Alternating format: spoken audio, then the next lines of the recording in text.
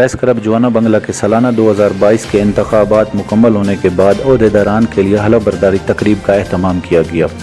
हलफ बर्दारी तकरीब में तमाम ओहदेदारान के अलावा मलिक मोहम्मद आसिम मौलाना, सदर प्रेस क्लब रंगपुर, माहर साजिद दवाना, माहर राजू, परवेज़ वकील, दानिश खेड़ा व दीगर ने शिरकत की।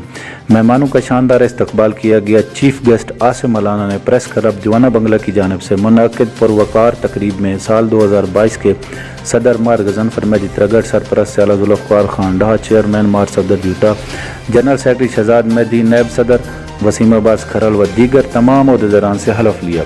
9 मुंतखब ओहदेदारान को मुबारकबाद दी। मलिक मोहम्मद आसिम मौलाना का कहना था, साफ़ी मुआशरे की आँख होते हैं, मजबूर बेबस अफराद इलाकाई मसाइल को उजागर करना चाहिए।